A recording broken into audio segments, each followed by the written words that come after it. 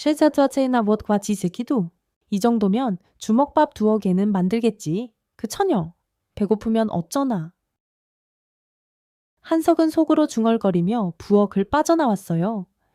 그는 마당에서 물 한 바가지를 떠와 쌀을 씻고 손으로 꾹꾹 눌러 주먹밥을 만들었지요. 주먹밥은 작고 단단했지만 한석의 정성이 담겨 따뜻했답니다. 한석은 주먹밥을 보자기에 싸서 품에 넣고 아직 해가 뜨지 않은 장터길로 나섰습니다. 장터로 가는 길은 어제 비로 지늘기 질퍽했어요. 한석은 집신이 젖는 것도 개의치 않고 빠른 걸음으로 걸어갔습니다. 그의 머릿속은 온통 그 처녀 생각뿐이었지요. 혹시 어제 그 돈으로 밥을 먹었을까? 비 맞아서 병이라도 걸리면 큰일인데. 한석은 걱정이 되어 발걸음을 재촉했어요. 장터에 도착했을 때 해가 막 떠오르며 아침 안개가 걷히고 있었습니다. 장터는 아직 한산했지만 몇몇 상인들이 물건을 펼치기 시작했지요. 한석은 어제 그 처녀를 만난 마을 끝자락으로 곧장 향했습니다. 그런데 이게 웬일입니까? 그 처녀가 어제와 똑같은 자리, 똑같은 자세로 쪼그려 앉아 있었습니다. 그녀는 허름한 옷을 입고 머리에 두른 헝겊이 비에 젖어 축 늘어져 있었어요. 한석은 가슴이 철렁 내려 앉았습니다. 이보시오. 처자 어제도 여기서 비 맞더니 오늘도 이렇게 앉아 있소. 한석은 급히 다가가 그녀 앞에 쪼그려 앉았어요. 처녀는 고개를 들 힘도 없는지 그저 희미하게 눈을 깜빡였습니다. 한석은 그녀의 얼굴을 보자 더 마음이 아팠어요. 그녀의 입술은 파랗게 질려 있었고 입에는 식은땀이 맺혀 있었지요. 한석은 품에서 보자기를 꺼내 주먹밥을 내밀었습니다. 이보시오. 이거라도 드시오. 배고프면 기운이 없지 않겠소. 하지만 처녀는 손을 뻗을 힘조차 없어 보였어요. 한석은 다시 부드럽게 말했지요. 처자, 이 주먹밥 내가 손수 만든 거요. 어제 준 돈으로 밥을 못 먹었소. 그제야 처녀가 힘겹게 입을 열었어요. 그녀의 목소리는 바람처럼 희미했답니다. 그 돈 굶는 아이들에게 줬습니다. 저는 괜찮아요. 그 말에 한석은 깜짝 놀랐어요. 자신도 배고프고 비참한 처지일 텐데 다른 이들을 먼저 챙겼다니 한석의 가슴이 뜨거워졌습니다. 그는 처녀의 손을 살짝 잡아보았는데 손이 얼음장처럼 차가웠어요. 한석은 더 이상 가만히 있을 수가 없었지요. 이보시오. 이러다 큰일 나겠소. 내가 어디 따뜻한 데로 데려다 주겠소. 집이 없어도 비라도 피해야지. 하지만 처녀는 고개를 저으며 힘없이 말했어요. 저는 갈 데가 없어요. 그냥 여기서. 그 순간 처녀의 몸이 휘청하더니 앞으로 픽 쓰러졌습니다. 한석은 깜짝 놀라 그녀를 붙잡았어요. 그녀의 얼굴은 더욱 창백해졌고 숨소리마저 희미해졌지요. 한석은 본능적으로 그녀의 맥을 짚어보았습니다. 그의 손끝에서 느껴지는 맥박은 가늘고 불규칙했어요. 아이고, 이 처자.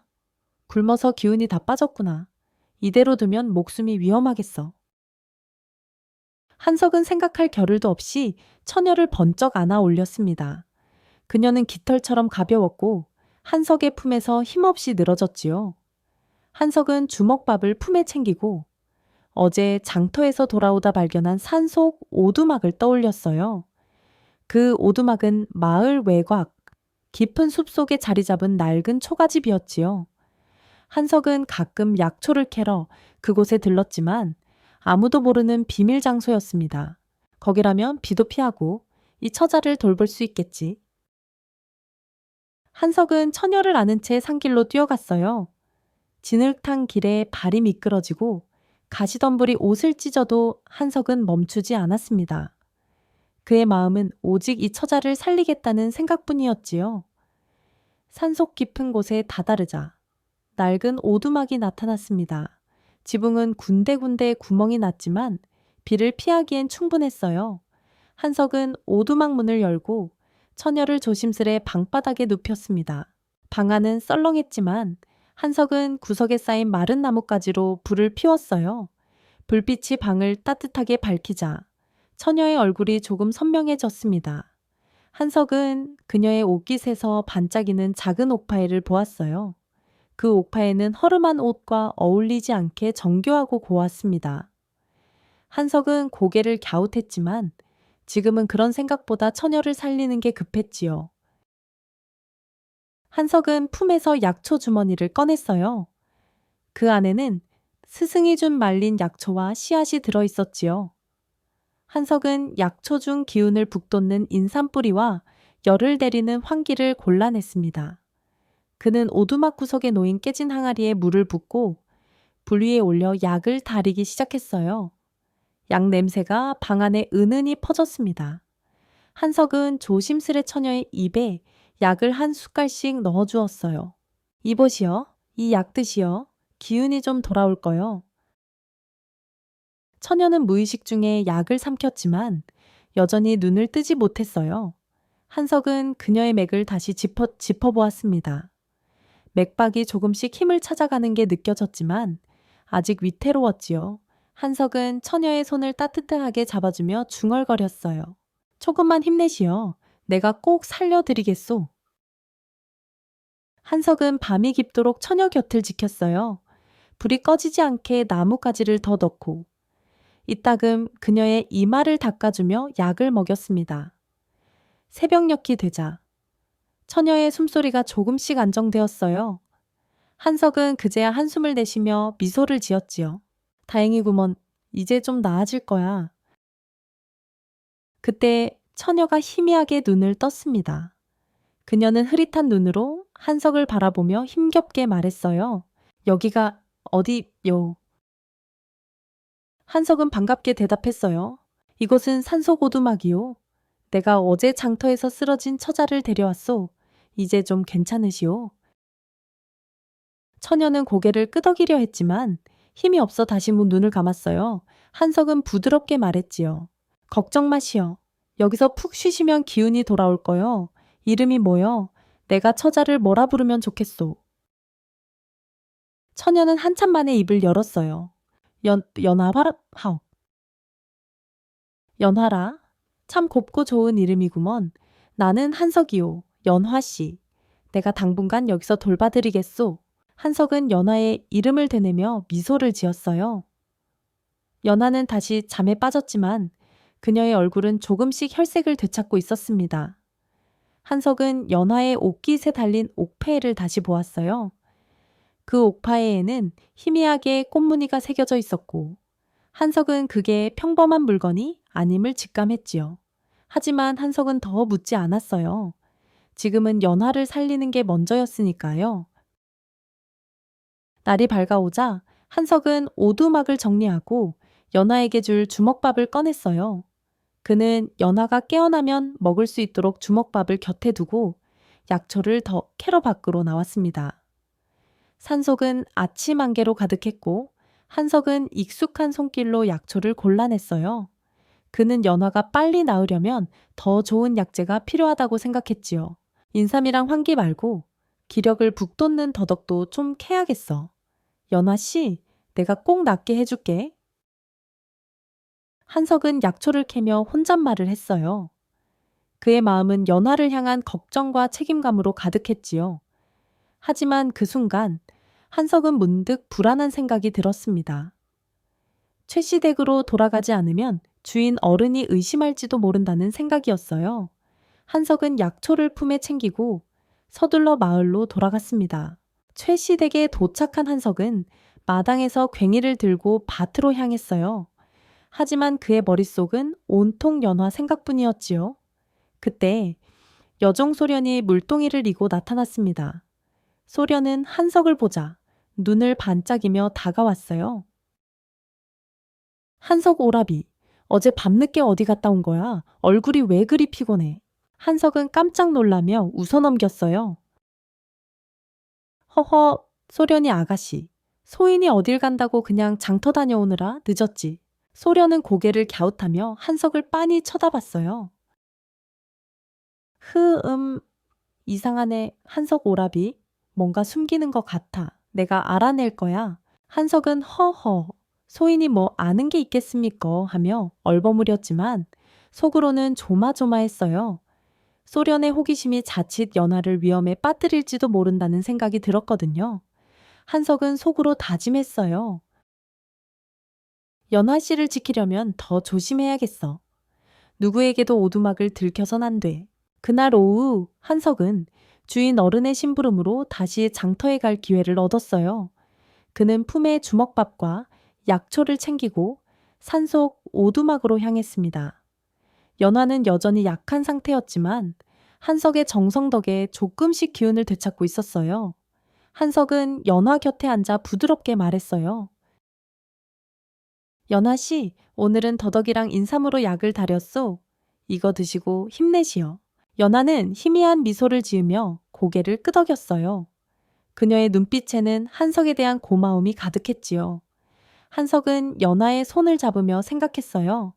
이 처자, 무슨 사연이 있는 걸까 하지만 어떤 사연이든 내가 꼭 지켜줘야겠어. 한석은 산속 오두막에서 연화를 돌본 뒤 해가 중천에 뜨기 전에 최씨 댁으로 돌아왔습니다.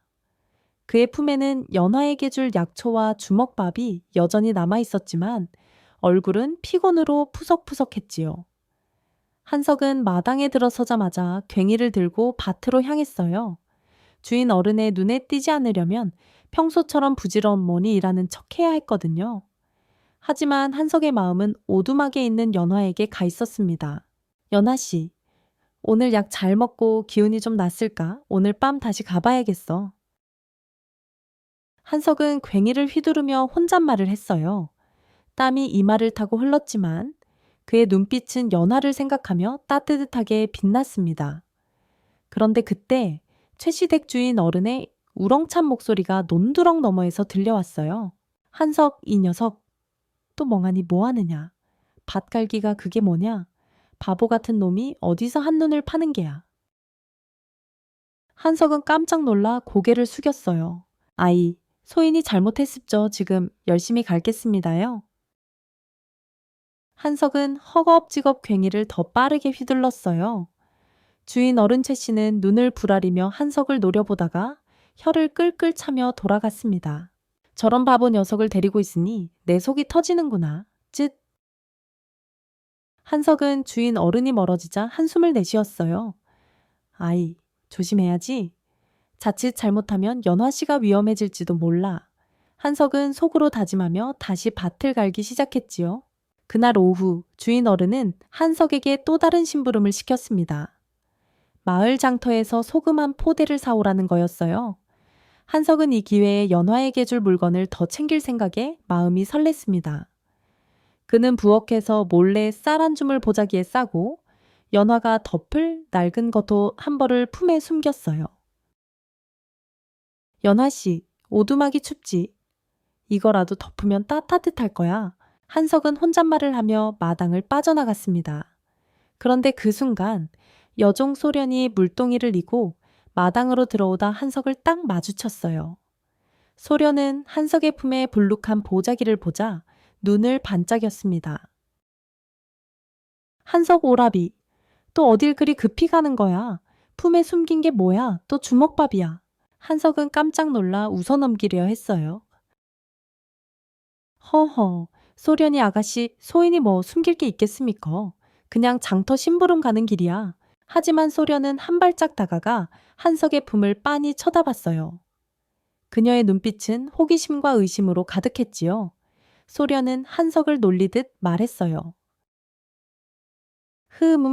이상하네. 어제도 밤늦게 돌아오더니 오늘은 품에 뭐를 그리 꽁꽁 숨겼어, 한석. 오라비. 혹시 어디 여인네라도 만나러 가는 거야. 한석은 등줄기가 서늘해졌어요. 소련의 말투는 장난 같았지만 눈빛은 날카로웠거든요. 한석은 얼른 말을 돌렸습니다. 아이, 소련이 아가씨가 무슨 소리를 소인이 바보인데 누굴 만난단 말이야? 그냥 소금 사러 가는 거야. 소련은 입을 삐죽이며 한석을 쳐다봤어요. 그래 그럼 내가 장터까지 같이 가볼까? 한석 오라비가 뭘 숨기는지 똑똑히 볼 거야. 한석은 식은땀이 났지만 억지로 웃으며 말했어요. 허허, 소련이 아가씨도 참 바쁜데 뭘 따라오겠다고 어서 물이나 길어. 한석은 황급히 마당을 빠져나갔어요. 소련은 한석의 뒷모습을 보며 고개를 갸웃했지만 속으로는 궁금증이 더 커졌습니다. 저 한석, 바보 같으면서도 어딘가 이상해. 꼭 뭔가를 숨기는 것 같아. 내가 알아낼 거야. 소련은 물동이를 내려놓으며 속으로 다짐했어요. 한석은 장터에서 소금 포대를 사고 남은 시간에 연화에게 줄 물건을 더 챙겼습니다. 그는 장터 구석에서 낡은 헝겊과 마른 고구마 몇 개를 샀어요. 이거면 연화 씨가 좀 더 따뜻하고 배고프지 않을 거야. 한석은 뿌듯한 마음으로 산속 오두막으로 향했지요. 오두막에 도착한 한석은 연화가 깨어나 있는 걸 보고 반가웠어요. 연화는 아직 창백했지만 어제보다 눈빛이 조금 생기를 띠고 있었습니다. 한석은 주먹밥과 고구마를 내밀며 말했어요. 연화 씨, 이거 드시어. 오늘은 고구마도 가져왔소. 기운 좀 내시어. 연화는 힘겹게 미소를 지으며 주먹밥을 받아들었어요. 그녀는 작은 입으로 주먹밥을 베어 물며 말했어요. 한석님, 이렇게 신세를 지니 고맙소. 한석은 손을 내저으며 웃었어요. 아이, 신세라니 연화 씨가 건강해지면 그걸로 됐소. 자, 이 겉옷도 덮으시어. 오두막이 춥지. 연화는 낡은 겉옷을 받아들며 눈시울이 붉어졌어요.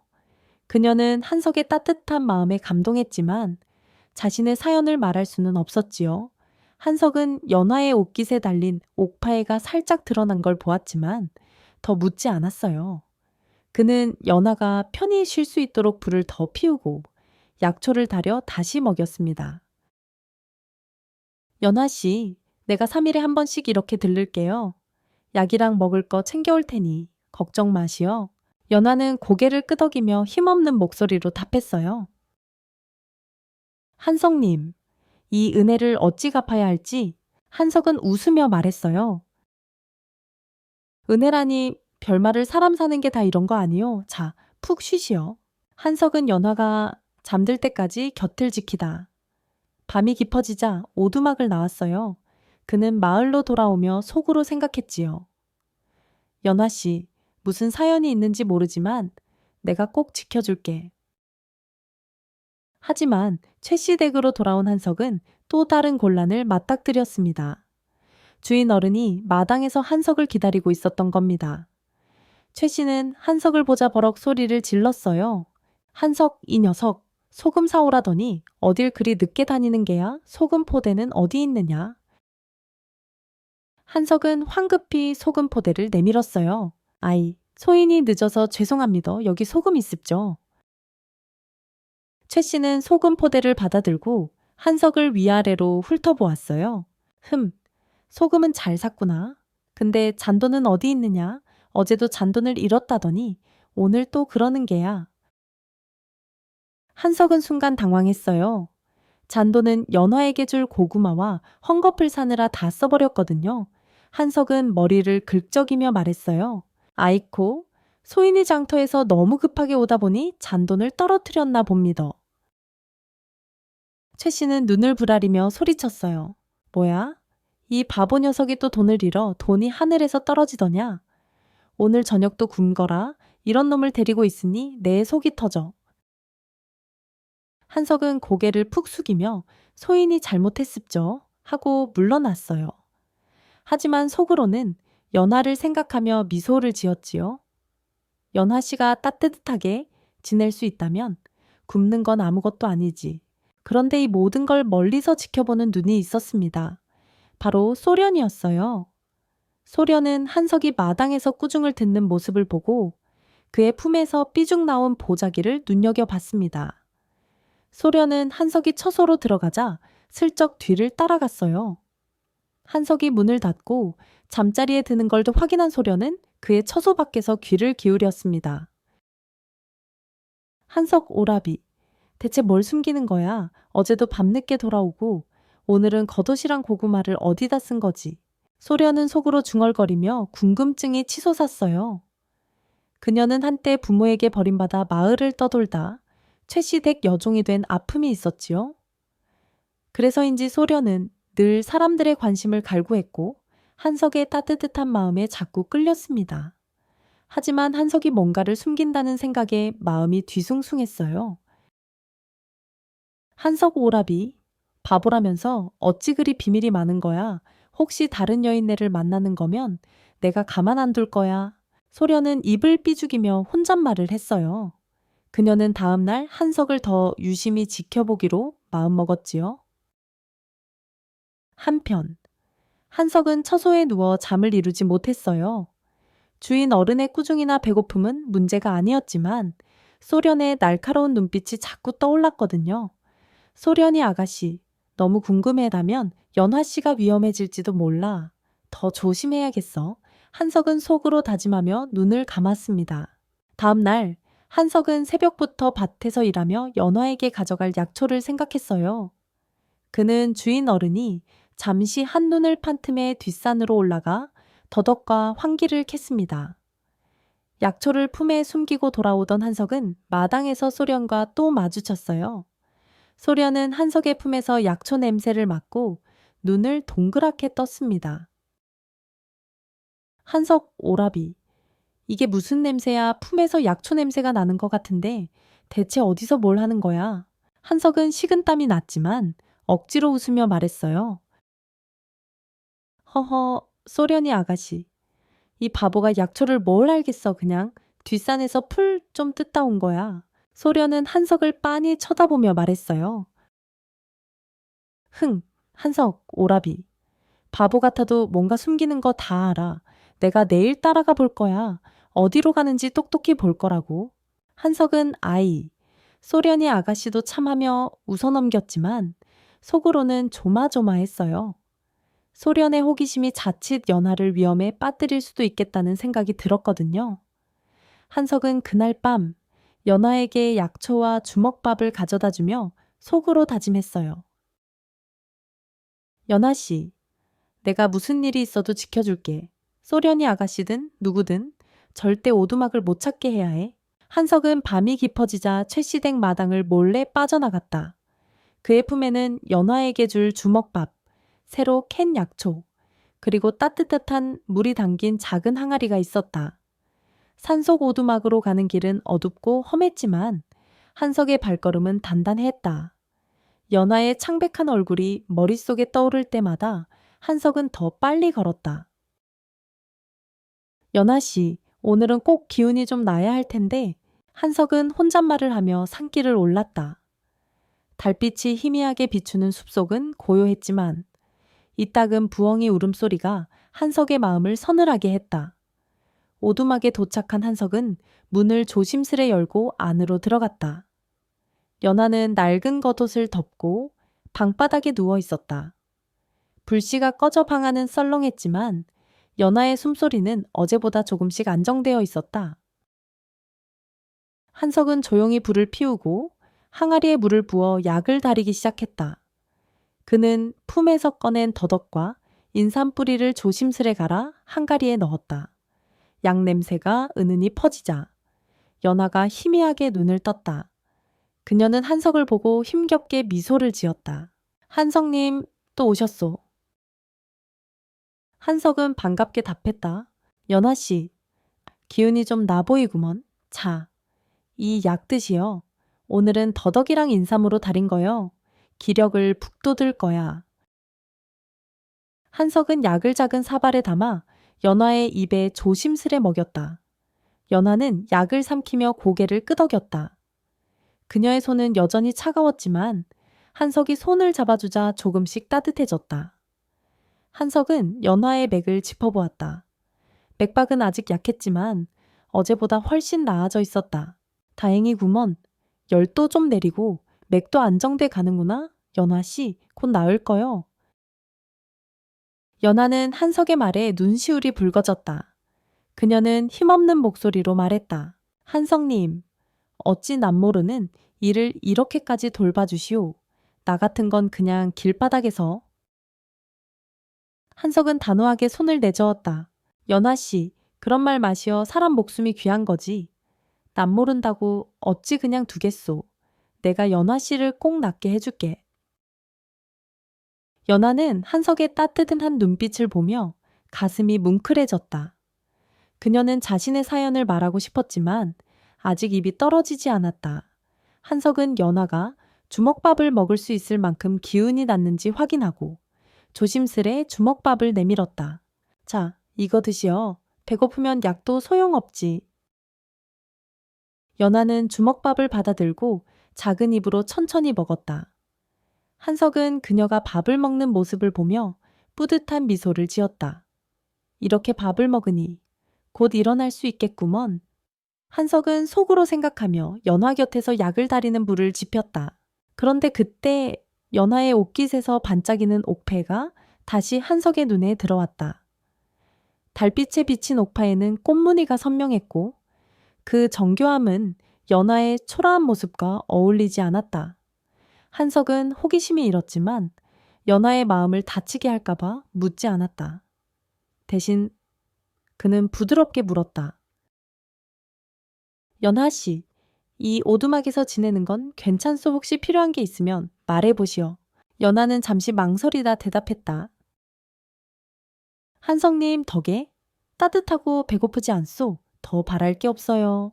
한석은 고개를 끄덕이며 웃었다. 하지만 속으로는 연하의 옥파에가 자꾸 신경 쓰였다.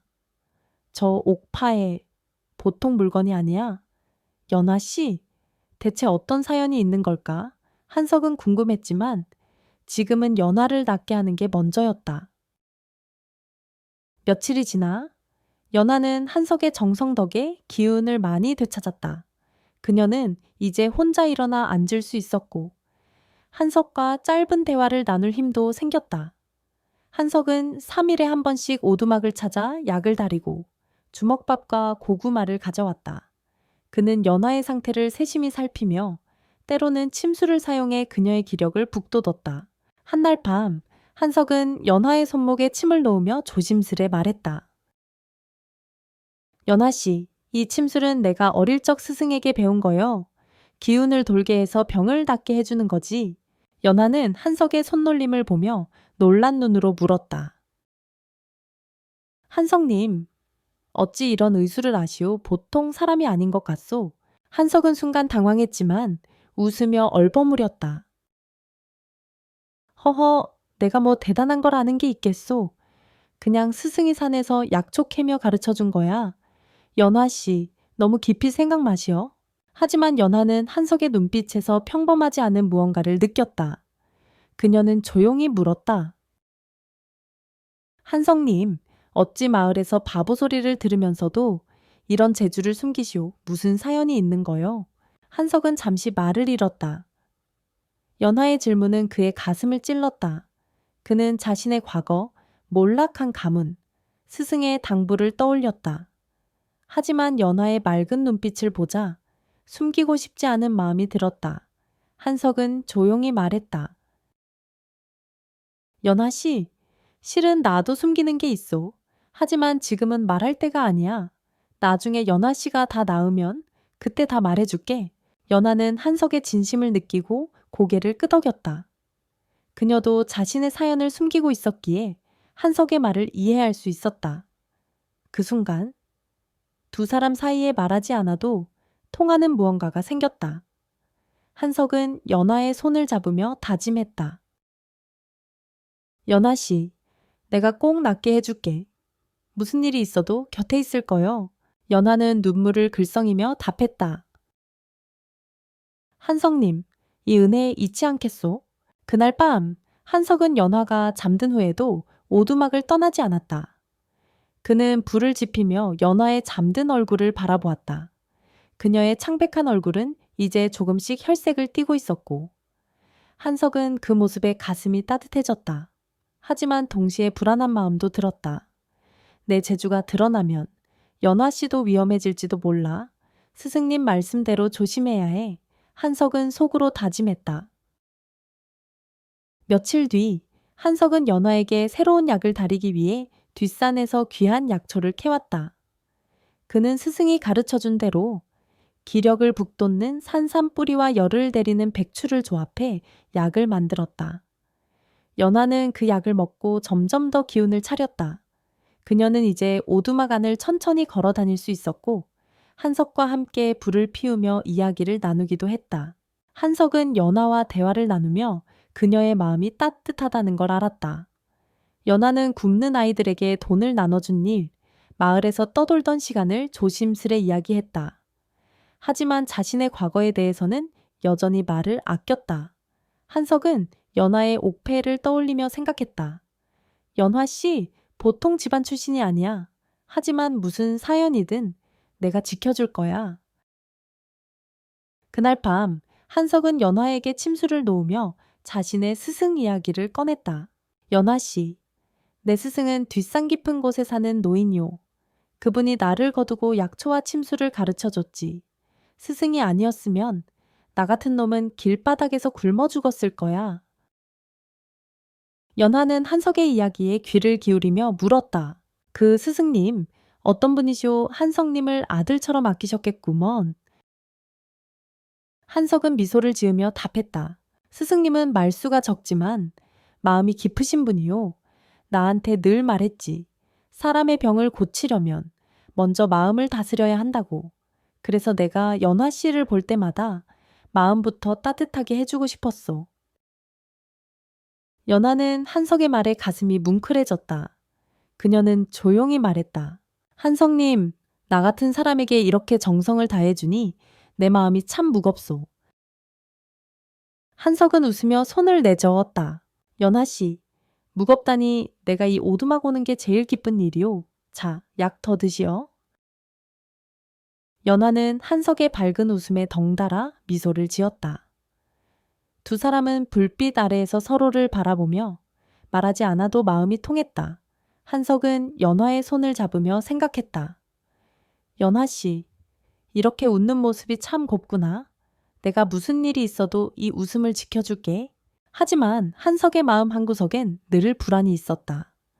자신의 의술이 마을에 알려지면 스승이 경고한 대로 화를 당할지도 모른다는 생각이었다. 그는 연화가 잠든 후 오두막 밖에서 달을 보며 혼잣말을 했다. 스승님, 제가 잘하고 있는 겁니까? 연화 씨를 살리려다 제 비밀이 들어지면 어쩌죠?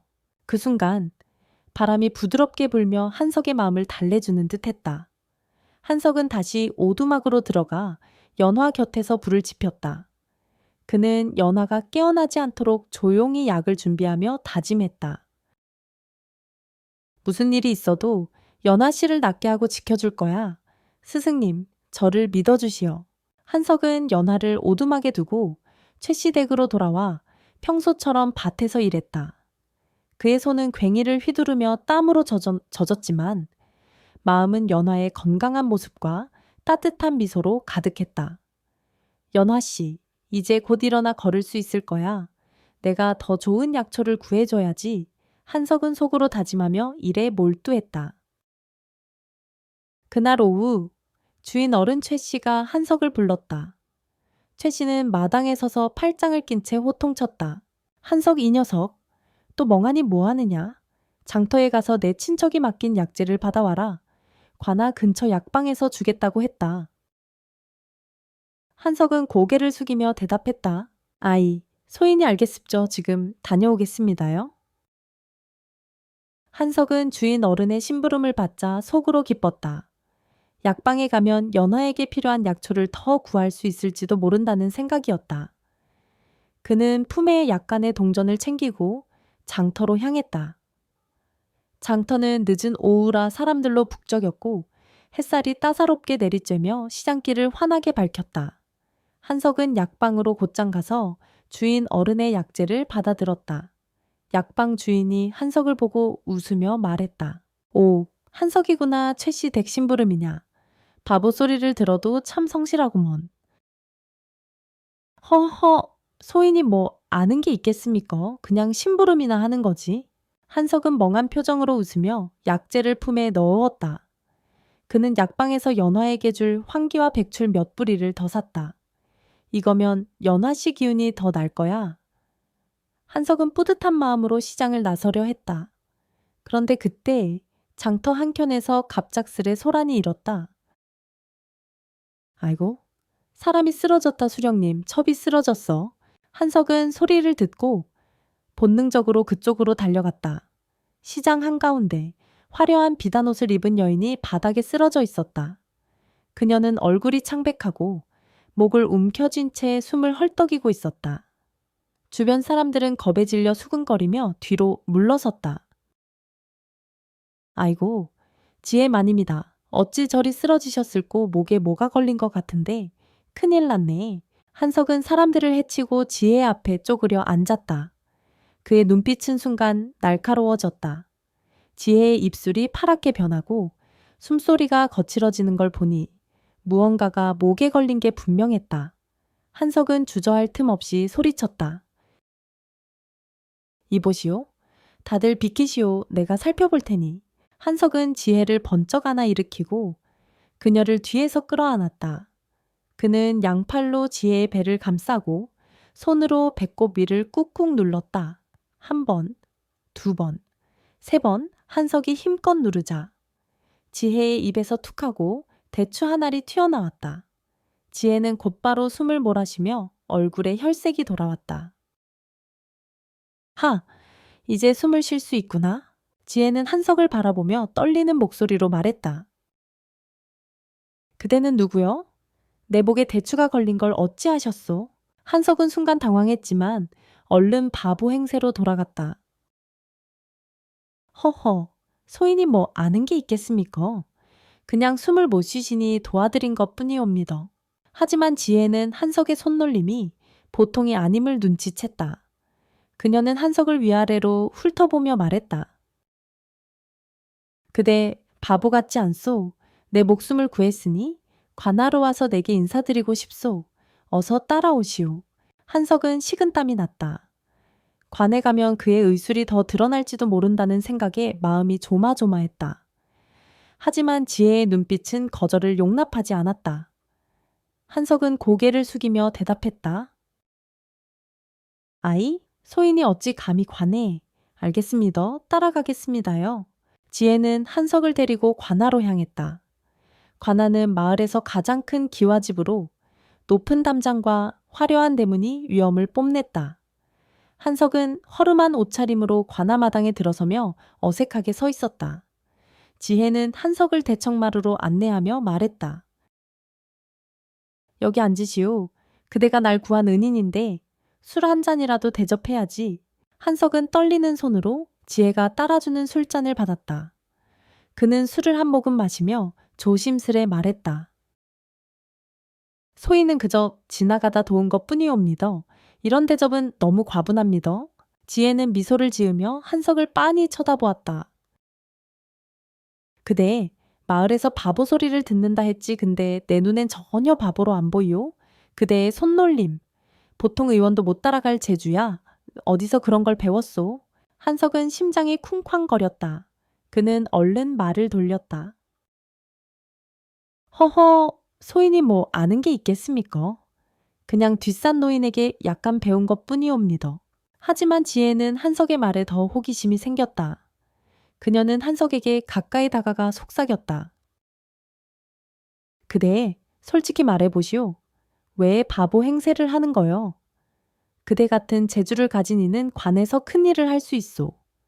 내가 수령님께 말씀드려 약초 관리인 자리를 줄 수도 있지. 한석은 순간 눈이 흔들렸다. 약초 관리인이 되면 연화에게 더 좋은 약을 구할 수 있을지도 모른다는 생각이 들었다. 하지만 동시에 스승의 경고가 떠올랐다. 재주를 드러내면 화를 당할 수 있다. 한석은 침을 꿀꺽 삼키며 대답했다. 아이, 소인은 그저 머슴일 뿐이옵니다. 그런 큰 자리는 감당 못합니다. 지혜는 한석의 겸손한 태도에 더 흥미를 느꼈다. 그녀는 웃으며 말했다. 그대 너무 겸손하구나. 내 조카가 며칠 전 병으로 고생했는데 그대의 재주라면 낫게 할 수 있을 것 같소. 내일 다시 관하러 오시오. 조카를 고쳐준다면 수령님도 그대를 크게 써줄 거요. 한석은 어쩔 수 없이 고개를 끄덕였다. 그는 관나를 나오며 마음이 복잡했다. 연화 씨를 위해 좋은 약을 구하려면 이 기회를 잡아야 할까? 하지만 내 비밀이 드러나면 어쩌지 한석은 속으로 고민하며 오두막으로 향했다. 다음 날 한석은 지혜의 부름을 받고 다시 관하로 갔다. 대청마루에는 지혜와 그녀의 조카, 그리고 수령의 본처인 부인이 앉아 있었다. 부인은 날카로운 눈빛으로 한석을 훑어보았다. 한석은 고개를 숙이며 말했다. 소인 한석이옵니다. 부르심에 따라왔습니다. 지혜는 한석에게 조카를 가리키며 말했다. 이 아이가 며칠째 열이 내리지 않고 기침을 하오. 그대의 재주로 고쳐줄 수 있겠소. 한석은 조카의 맥을 짚어보았다. 아이의 맥박은 빠르고 불규칙했고 이마는 뜨거웠다. 한석은 조심스레 말했다. 열이 심하고 기운이 약해졌소. 환기와 도라지를 달인 약을 먹이고 침술로 기운을 돌리면 나을 수 있겠습니다. 한석은 품에서 약초를 꺼내 관아 부엌에서 약을 다렸다.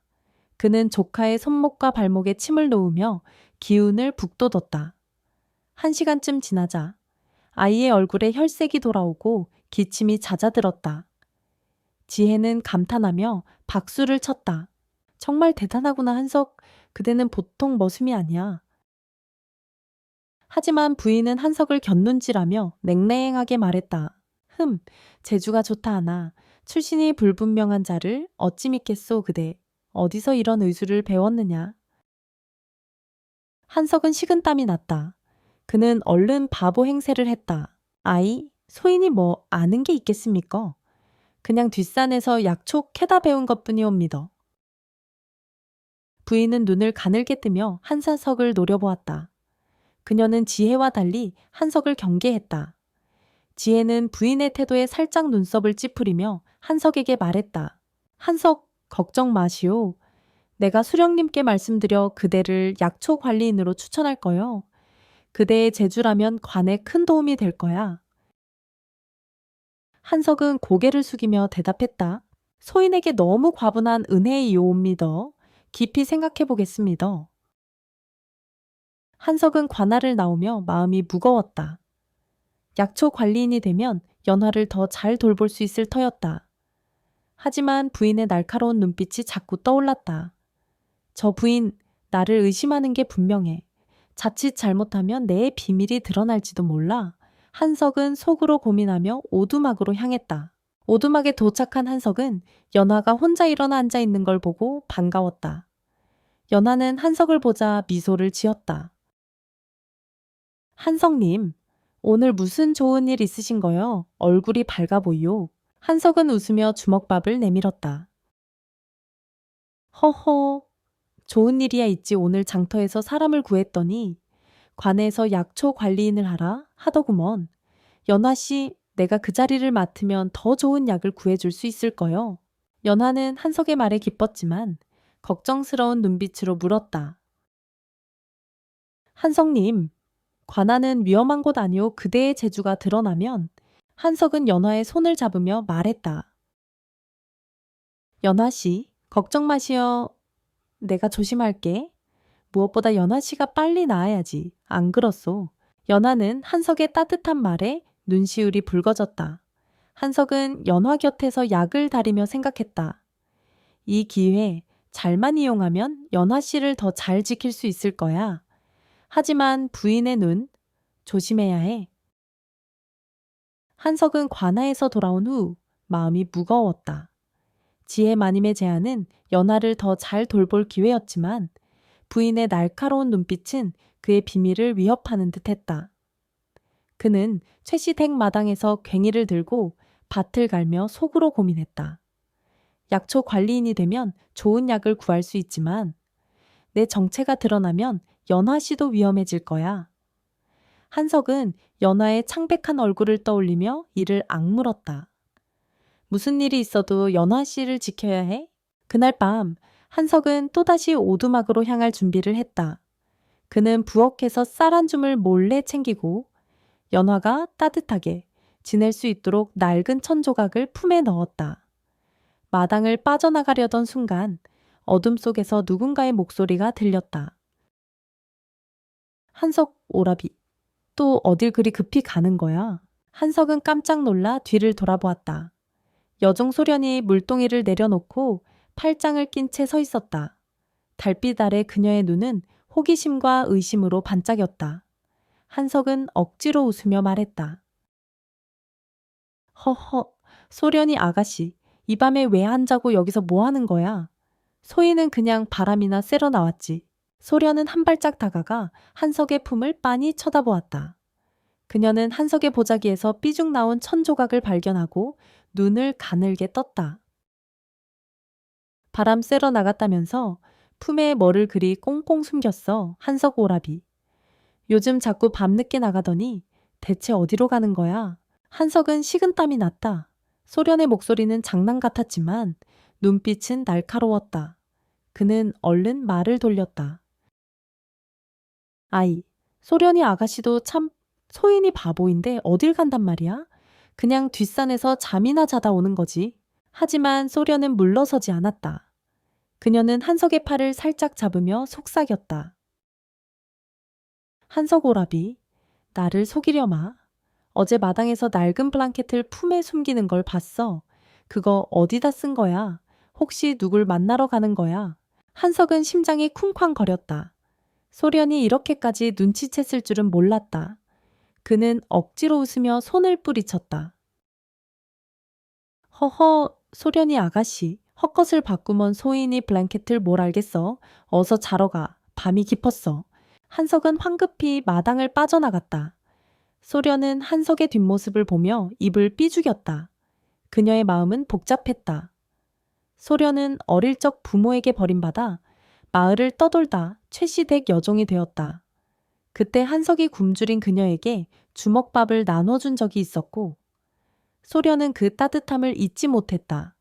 그래서 한석에게 자꾸 마음이 갔지만 그가 뭔가를 숨긴다는 생각에 질투와 호기심이 뒤섞였다. 한석 오라비, 바보 같아도 뭔가 숨기는 게 분명해. 혹시 여인네를 만나러 가는 거면 내가 가만 안 둘 거야. 소련은 물동이를 들고 처소로 돌아가며 결심했다. 내일 밤 한석 오라비를 따라가 봐야겠어. 대체 무슨 비밀인지 알아낼 거야. 다음 날 한석은 낮 동안 밭에서 일하며 연화에게 가져갈 약초를 준비했다. 그는 뒷산에서 귀한 산삼 뿌리 한 조각을 캔의 품에 숨겼다. 이거면 연화씨 기운이 더 날 거야. 한석은 뿌듯한 마음으로 저녁을 기다렸다. 밤이 되자 그는 평소처럼 마당을 빠져나가 오두막으로 향했다. 하지만 이번엔 소련이 그의 뒤를 조용히 밟았다. 소련은 한석이 산길로 들어가는 걸 보고 조심스레 따라갔다.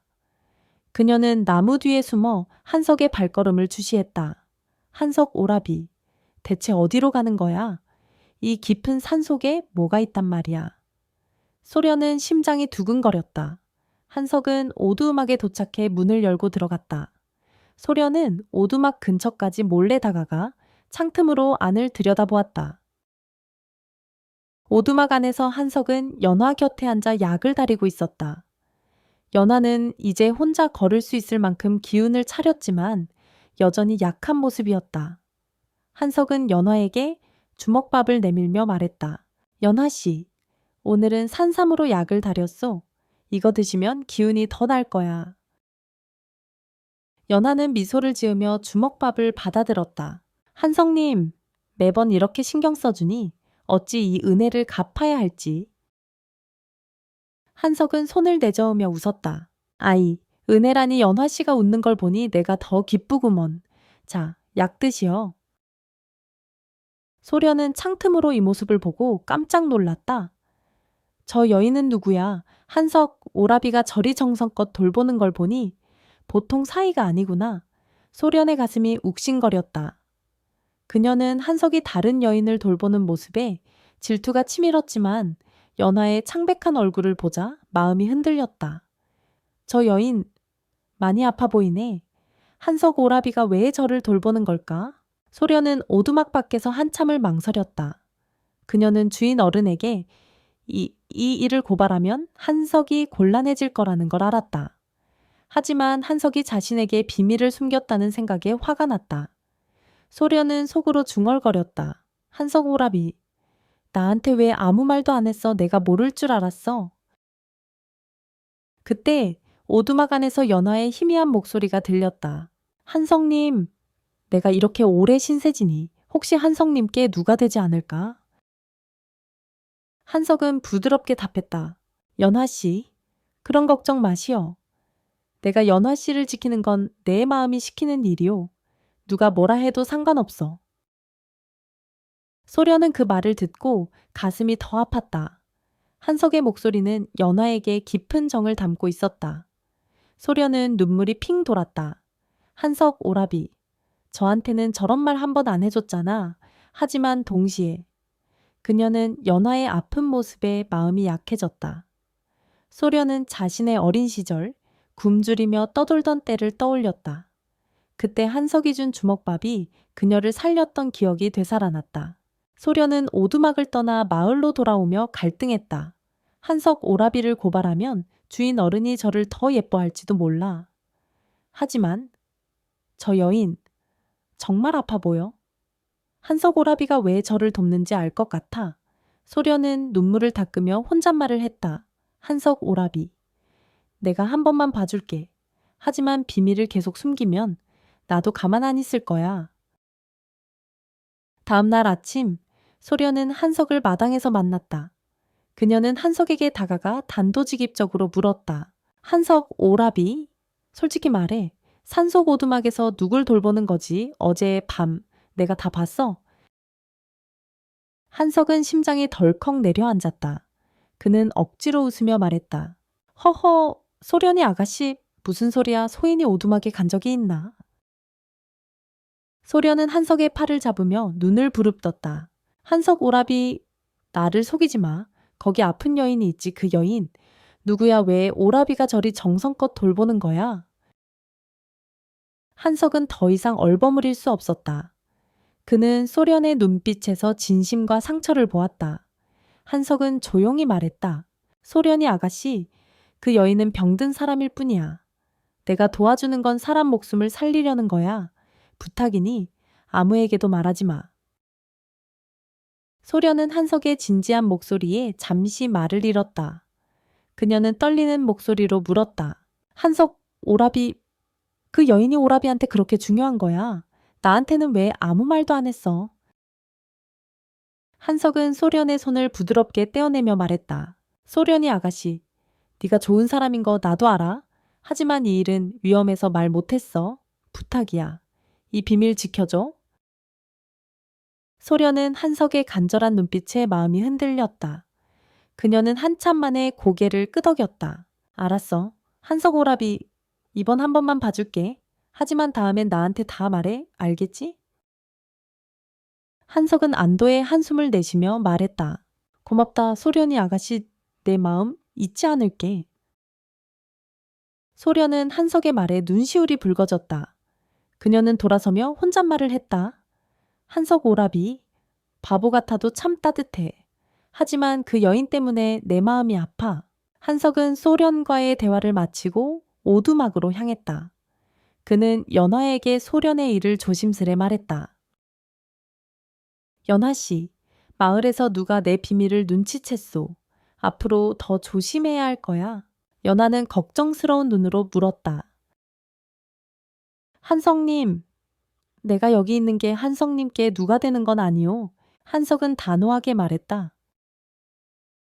연화 씨, 그런 말 마시오. 내가 연화 씨를 지키는 건 내 마음이야. 누구도 그걸 막을 수 없어. 연화는 한석의 말에 가슴이 따뜻해졌다. 한석은 연화 곁에서 약을 다리며 다짐했다. 소련이 아가씨가 비밀을 지켜주길 빌어야지. 연화 씨, 내가 무슨 일이 있어도 지켜줄게. 한석은 소련과의 대화 이후 더욱 조심스럽게 움직였다. 그는 연화를 지키기 위해 밤마다 오두막을 찾았지만 마을 사람들의 눈초리와 관아 부인의 의심이 자꾸 마음을 무겁게 했다. 이제 연화 씨도 기운을 많이 차렸으니 곧 안전한 곳으로 옮겨야 할지도 몰라. 한석은 밭에서 괭이를 휘두르며 속으로 고민했다. 그의 손은 땀으로 젖었지만 연화를 생각하는 마음은 단단했다. 그날 오후 한석은 최씨 댁 마당에서 장작을 패고 있었다. 땀이 뻘뻘 흐르는 그의 얼굴은 연화의 건강한 미소를 떠올리며 부드럽게 빛났다. 그런데 갑자기 관에서 온 하인이 마당으로 들어섰다. 하인은 한석을 보자 거만한 목소리로 말했다. 한석이라 했나 지혜마님께서 관하로 오라 하신다. 어서 따라오거라. 한석은 깜짝 놀랐다. 지혜마님께서 또 무슨 일로? 그는 장작을 내려놓고 하인을 따라 관하로 향했다. 관하 대청마루에는 지혜마님이 앉아 있었고 그 옆에는 부인이 날카로운 눈빛으로 서 있었다. 한석은 고개를 숙이며 말했다. 소인 한석이옵니다.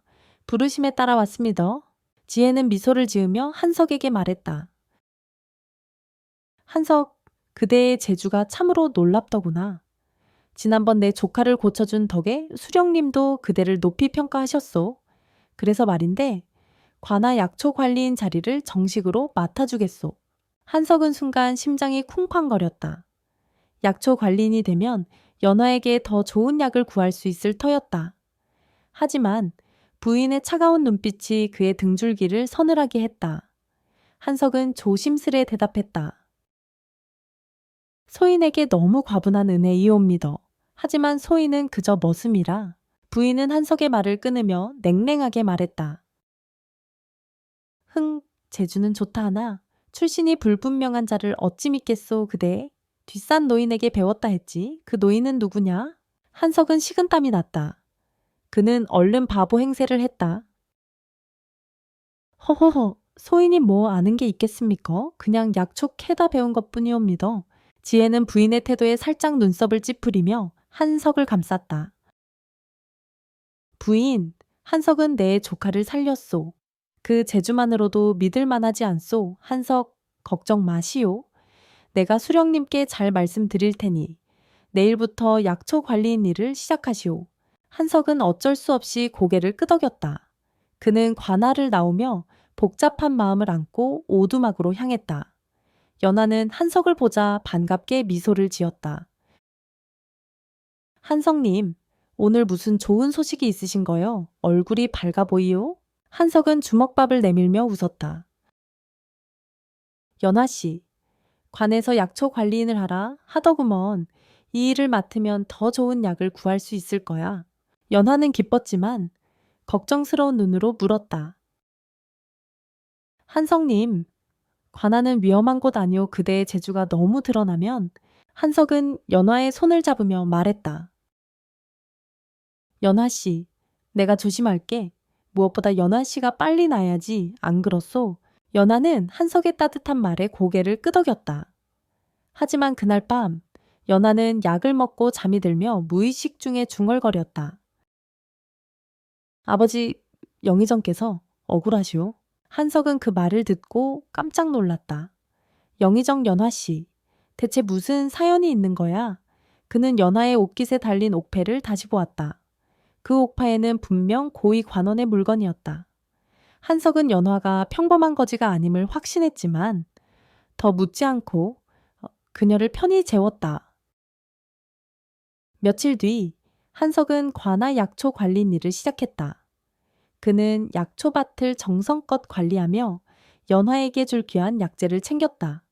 하지만 부인은 한석을 유심히 지켜보며 하인들에게 그의 행적을 감시하라 명했다. 한석은 부인의 의심을 느끼며 더욱 조심했다. 부인이 내 비밀을 캐려는 게 분명해. 연화 씨를 더 안전한 곳으로 옮겨야 할지도. 그날 밤 한석은 연화에게 약을 가져다 주기 위해 오두막을 찾았다. 연화는 이제 혼자 걸어 다닐 만큼 기운을 차렸고 한석과 함께 불을 피우며 이야기를 나누었다. 한석은 연화에게 관아이를 조심스레 말했다. 연화 씨, 관에서 일 시작했소. 부인이 날 의심하는 눈치라 더 조심해야 할 거야. 연하는 걱정스러운 눈으로 물었다. 한석님, 내가 여기 있는 게 한석님께 누가 되는 건 아니오? 한석은 단호하게 말했다. 연하 씨, 그런 말 마시오. 내가 연화 씨를 지키는 건 내 마음이야. 그런데 그 순간 오두막 밖에서 발소리가 들렸다. 한석은 본능적으로 연하를 뒤로 숨기고 문 쪽으로 다가갔다. 문이 벌컥 열리며 부인이 2명의 하인을 대동하고 나타났다. 부인은 차가운 목소리로 말했다. 한석, 여기가 네가 숨긴 곳이냐? 저 여인은 누구냐? 한석은 심장이 덜컥 내려앉았다. 그는 연화를 감싸며 말했다. 부인, 이 여인은 병든 사람일 뿐이옵니다. 소인이 치료하고 있는 중이니 부디. 하지만 부인은 연화의 옷깃에서 반짝이는 옥파이를 발견하고 눈을 부릅떴다. 그녀는 연화가 며칠 전 중얼거린 말을 떠올렸다. 영의정의 딸이라 했지 저 여인. 역적 가문의 후손이 틀림없소. 부인은 하인들에게 소리쳤다. 여봐라. 포졸들을 불러오거라. 저 여인을 포박하라. 한석은 연화를 단단히 끌어안으며 소리쳤다. 부인, 이 여인은 그저 병든 사람일 뿐이옵니다. 함부로 하시지 마시오. 하지만 부인은 차갑게 웃으며 말했다. 한석, 너도 저 여인과 한패냐? 네가 바보 행세를 한 것도 다 역적과 관련이 있는 게 아니냐? 그 순간 포졸들이 창검을 들고 오두막으로 몰려들었다. 한석은 연화를 지키기 위해 앞으로 나섰다. 그의 눈빛은 더 이상 바보 한석의 것이 아니었다. 연화 씨, 내가 목숨 걸고 지켜줄게. 한석은 숨을 깊게 들이마시고 포졸들과 맞섰다. 첫 번째 포졸이 창검을 휘두르자 한석은 민첩하게 몸을 피하며 포졸의 손목을 정확히 쳤다. 창검이 땅으로 떨어졌다. 두 번째 포졸이 달려들었지만 한석의 발차기에 뒤로 밀려났다. 세 번째 포졸의 창검이 한석의 어깨를 스쳤다. 피가 흘렀지만 한석은 이를 악물고 연화 앞을 굳건히 지켰다. 이놈 무예까지 익혔구나. 역시 역적의 무리다. 포졸 우두머리가 소리치며 검을 휘둘렀다. 한석은 검을 피하며 우두머리에 팔을 꺾어 바닥에 쓰러뜨렸다. 하지만 포졸들은 계속 몰려들었다. 한석의 옷은 찢어지고 팔과 가슴에 상처가 늘어갔다. 그는 숨을 헐떡이며 연화를 돌아보았다. 연화는 겁에 질린 눈으로 한석을 바라보며 소리쳤다. 한석님, 도망치시오. 나 따위는. 한석은 고개를 저으며 말했다. 연화씨, 내가 널 버릴 리 없어. 한석은 마지막 힘을 쥐어짜 포졸 하나를 쓰러뜨렸다. 하지만 그 순간 포졸의 창검이 그의 옆구리를 깊게 찔렀다. 한석은 비틀거리며 무릎을 꿇었다. 부인은 차갑게 웃으며 말했다. 저 여인을 포박하라, 한석. 내 놈도 역적의 동패로 잡아가리라. 한석은 피가 흐르는 옆구리를 부여잡고 연화 앞을 막아섰다. 그는 숨을 몰아쉬며 소리쳤다. 연화 씨는 건드리지 마시오. 내가 책임질 테니. 그 순간 연화가 한석을 부축하며 울부짖었다. 한석님, 왜 나 같은 일을 위해 제발 일어나시오. 한석은 연화의 손을 잡으며 미소를 지었다. 연화 씨, 내가 약속했잖아. 널 지킬 거라고. 포졸들이 연화를 포박하려 다가오자 한석은 마지막 힘을 끌어모아 일어섰다. 그는 포졸 하나를 밀쳐내고 연화를 안아 오두막 밖으로 달렸다. 부인은 깜짝 놀라 소리쳤다. 저놈을 잡아라, 역적이다. 한석은 연화를 안고 산속 깊은 곳으로 뛰었다. 그의 옆구리에서 피가 뚝뚝 떨어졌지만 그는 멈추지 않았다. 연화는 한석의 품에서 울며 말했다. 한석님, 내가 잘못했소. 내 말 때문에. 한석은 숨을 헐떡이며 말했다. 연화 씨, 괜찮아? 내가 널 안전한 곳으로 데려갈게. 한석은 산속 깊은 동굴에 연화를 숨겼다. 그는 연화 곁에 쓰러지며 말했다. 연화 씨, 여기서 기다려. 내가 꼭 돌아올게. 연화는 한석의 상처를 보며 눈물을 흘렸다. 한석은 의식을 잃었지만 그의 손은 여전히 연화를 꼭 잡고 있었다. 산속 깊은 동굴 안은 어둡고 습했다. 한석은 연화를 안고 동굴 깊숙이 들어와 바닥에 쓰러졌다. 그의 옆구리에서 피가 뚝뚝 떨어졌고 숨소리는 점점 약해졌다.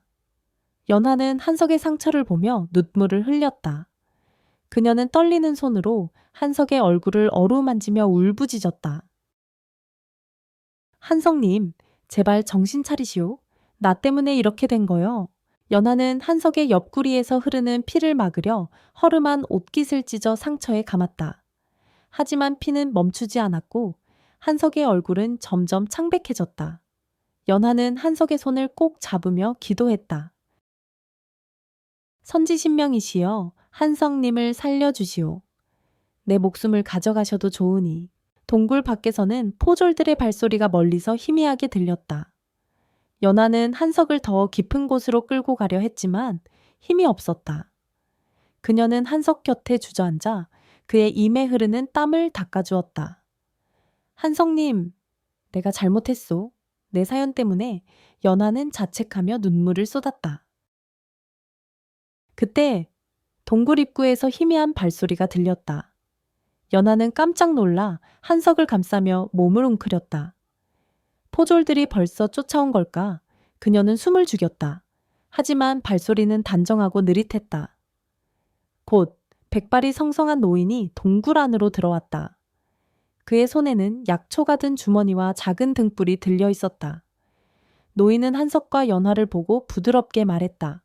나미아미타불, 살 사람은 살 것이니 너무 걱정 마시오. 연하는 노인을 보고 놀라 물었다. 뉘시오 어찌 이곳을 아신 거요? 노인은 등불을 바닥에 놓고 한석 곁에 앉았다.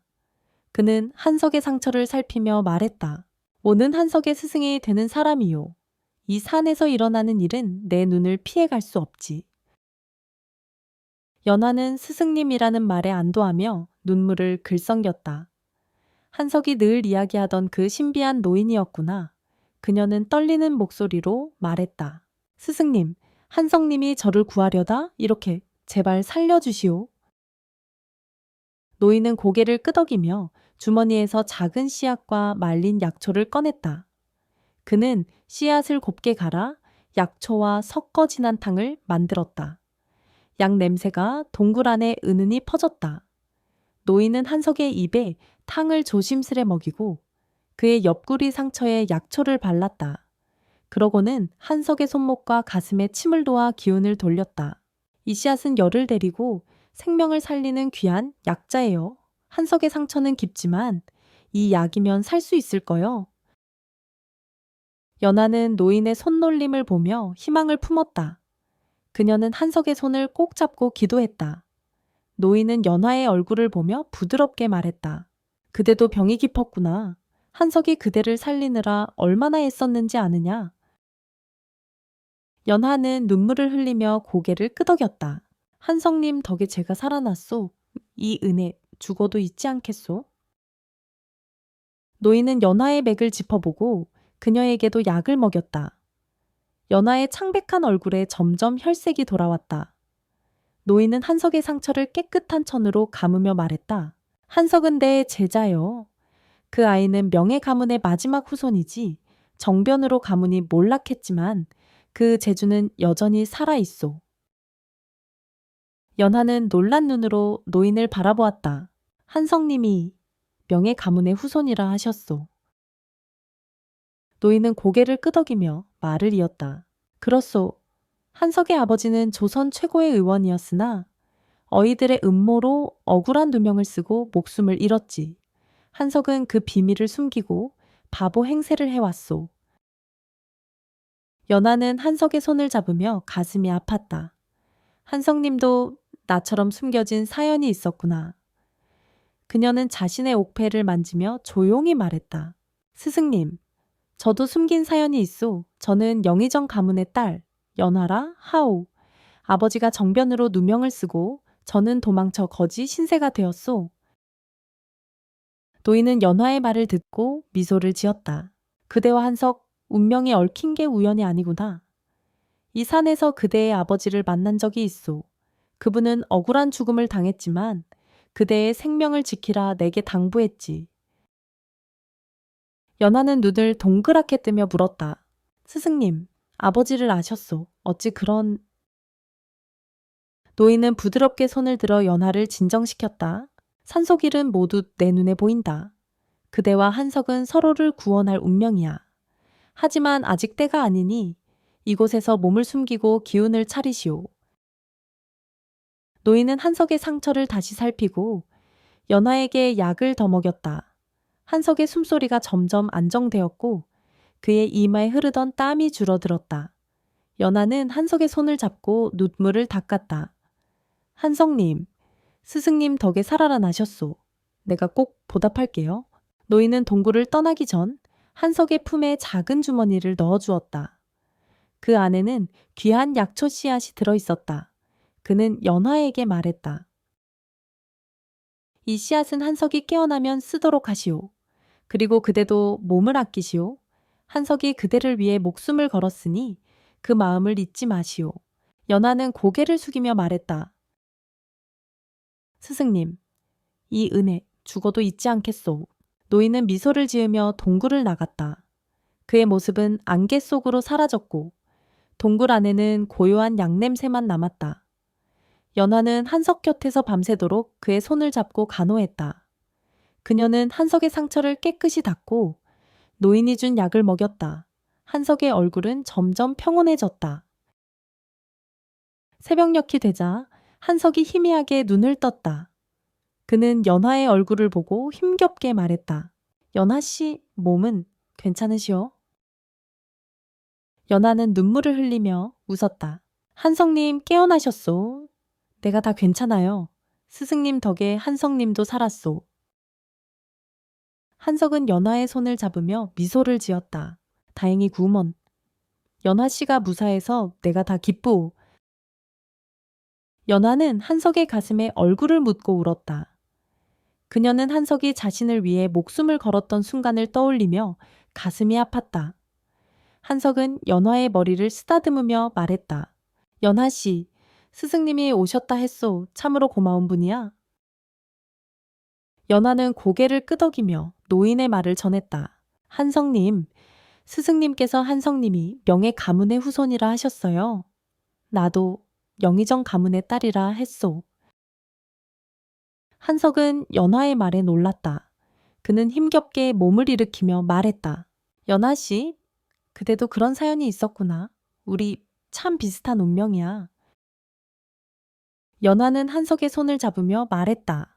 한석님, 우리 서로의 비밀을 알았으니 이제 더 굳게 지켜줄 수 있겠죠? 한석은 고개를 끄덕이며 미소를 지었다. 그렇소. 연하 씨, 내가 무슨 일이 있어도 곁에 있을 거야. 두 사람은 동굴 안에서 서로를 바라보며 마음을 다졌다. 한석은 아직 약했지만 연하의 곁에 있는 것만으로 힘이 났다. 연하는 노인이 준 씨앗으로 약을 다려 한석에게 먹였다. 한석의 상처는 점점 아물었고 그의 눈빛은 다시 생기를 띠었다. 며칠 뒤 한석은 동굴 밖으로 나와 산속 공기를 들이마셨다. 그는 연화와 함께 노인이 남긴 약초를 정리하며 말했다. 연화 씨, 이 동굴은 안전하지만 오래 머물 순 없소. 곧 더 깊은 산속으로 옮겨야 할 거야. 연화는 한석의 손을 잡으며 말했다. 한석님, 어디든 한석님과 함께라면 무섭지 않소. 한석은 연하의 맑은 눈빛을 보며 가슴이 따뜻해졌다. 그는 속으로 다짐했다. 스승님, 연화 씨와 나를 살려주셨소. 이제 내가 연화 씨를 지키며 스승님의 가르침을 따르겠소. 한석은 동굴에서 며칠을 보내다 기운을 조금 차렸다. 그의 옆구리 상처는 아직 아물지 않았지만 연화의 정성스러운 간호와 스승이 남긴 약 덕에 생명에는 지장이 없었다. 연화는 한석의 상처를 매일 깨끗이 닦고 약초를 갈아 바르며 곁을 지켰다. 한석은 연화의 맑은 눈빛을 볼 때마다 힘이 났다. 연화 씨, 네가 곁에 있으니 내가 이렇게 빨리 나아지는구나. 한석은 속으로 생각하며 미소를 지었다. 하지만 한석은 동굴이 오래 안전하지 않다는 걸 알았다. 관아의 포졸들이 산을 뒤질지도 모르고 부인의 의심이 여전히 그들을 위협했다. 한석은 연하와 상의하며 말했다. 연하 씨, 이 동굴은 숨기엔 좋지만 오래 머물 순 없소. 더 깊은 산속으로 가야 할 거야. 내가 아는 곳이 있소. 연하는 한석의 손을 잡으며 고개를 끄덕였다. 한석님, 어디든 한석님과 함께라면 두렵지 않소. 어서 가시죠. 한석은 연화의 단단한 목소리에 가슴이 따뜻해졌다. 그는 스승이 남긴 약초 주머니와 연화의 옥패를 챙기고 간단한 옷가지와 주먹밥 몇 개를 보자기에 싸 품에 넣었다. 두 사람은 동굴을 나와 산속 깊은 곳으로 발걸음을 옮겼다. 산길은 험했고 가시덤불이 옷을 찢었지만 한석은 연화를 부축하며 묵묵히 걸었다. 연화는 아직 약한 몸이었지만 한석의 곁에서 힘을 내어 따라갔다.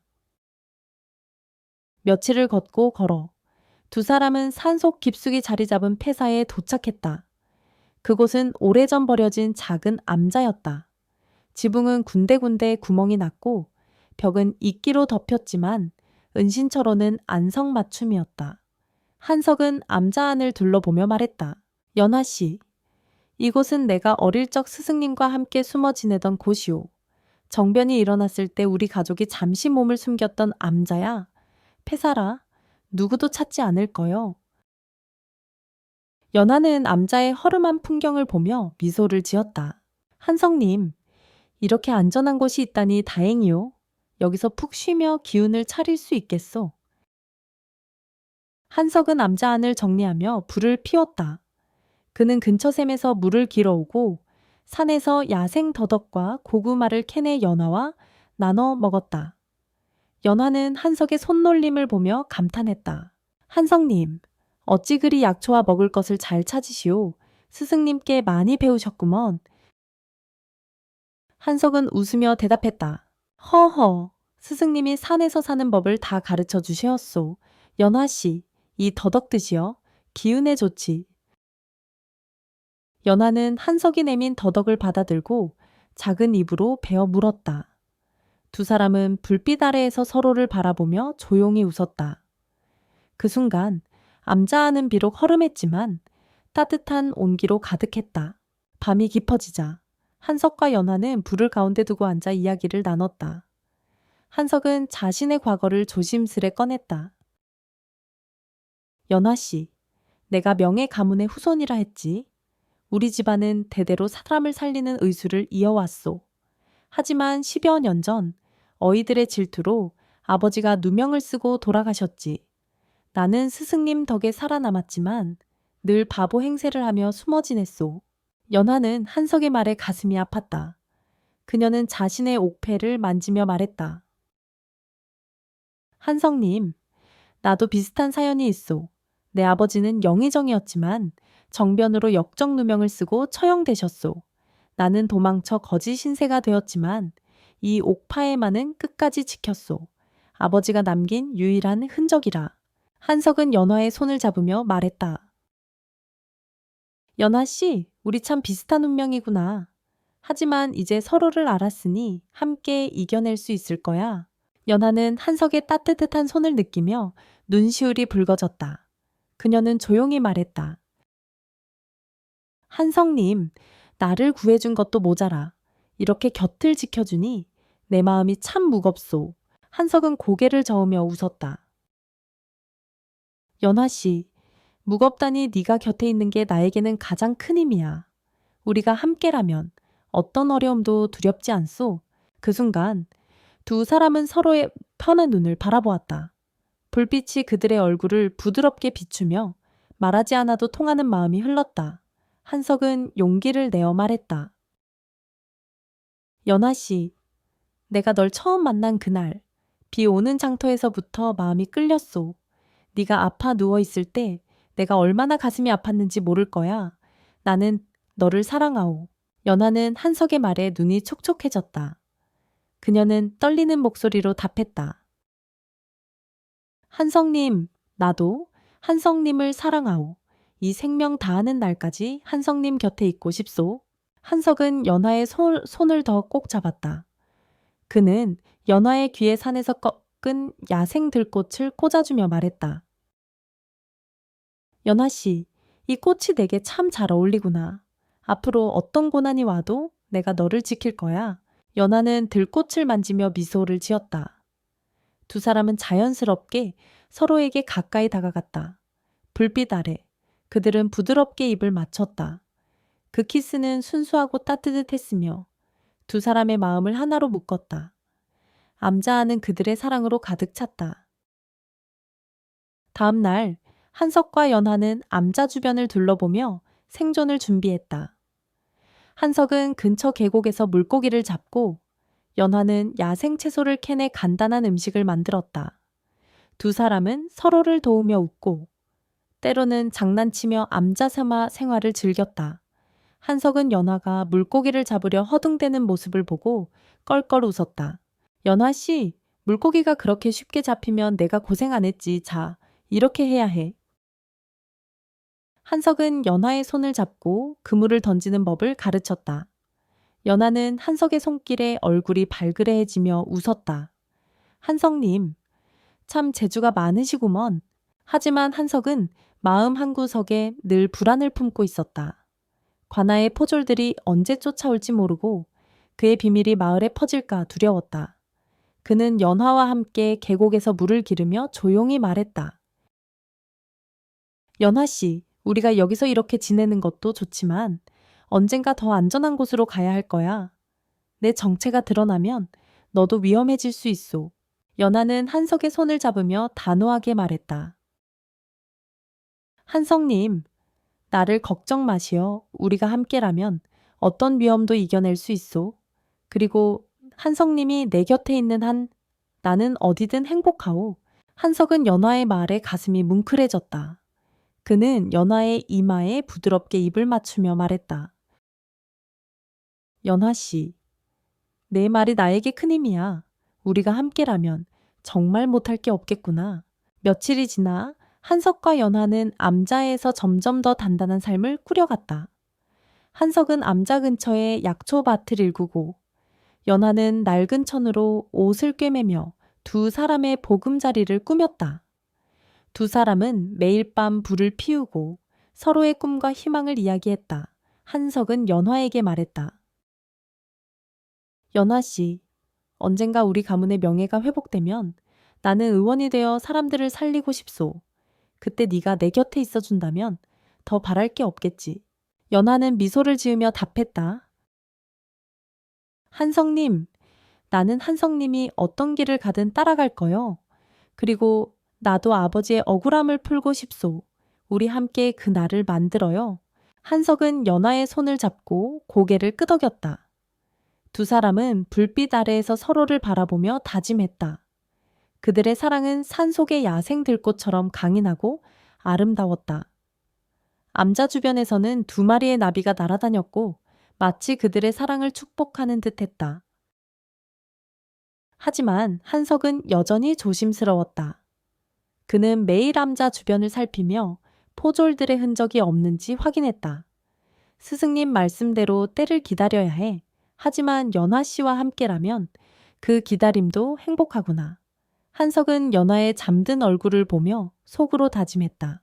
한석과 연화는 폐사된 암자에서 몇 달을 보냈다.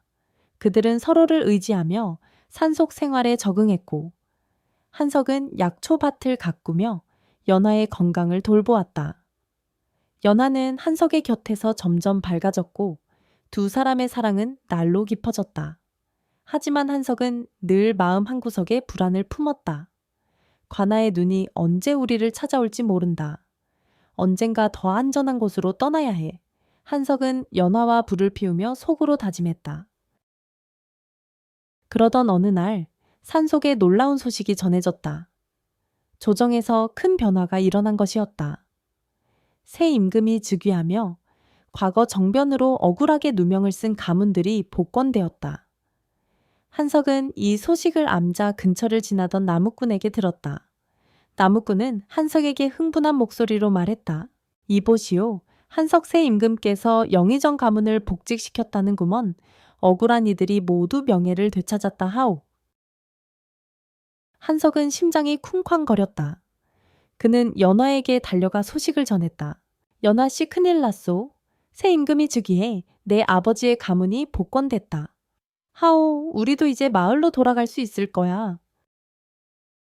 연화는 한석의 말을 듣고 눈을 동그랗게 떴다. 그녀는 떨리는 손으로 옥파이를 만지며 말했다. 한석님, 정말이요 아버지의 억울함이 풀렸다니. 이게 꿈이 아니오. 한석은 연화의 손을 잡으며 웃었다. 꿈이 아니야. 연화씨, 그리고 내 가문도 복권됐을지도 몰라. 가서 알아봐야겠소. 두 사람은 암자를 정리하고 간단한 짐을 챙겨 마을로 내려갔다. 한석은 여전히 조심스러웠지만 새 임금의 공정한 통치 소식에 희망을 품었다. 마을에 도착한 두 사람은 조정에서 온 관리가 마을 광장에 포고문을 붙이는 모습을 보았다. 포고문에는 억울한 가문들의 복권과 명예회복이 적혀 있었다. 연화의 아버지, 영의정 가문과 한석의 아버지, 명예 김씨 가문의 이름도 거기에 있었다. 연화는 포고문을 보고 눈물을 흘렸다. 아버지, 드디어 억울함이 풀렸소. 한석은 연화의 어깨를 감싸며 말했다. 연화 씨, 이제 우리도 당당히 살 수 있소. 가문의 명예가 돌아왔으니 새로운 삶을 시작합시다. 한석과 연화는 조정의 관리를 찾아가 자신의 신분을 밝혔다. 관리는 두 사람의 사연을 듣고 깊이 감동했다. 그는 한석과 연화에게 한양으로 가서 공식 복권 절차를 밟으라 권했다.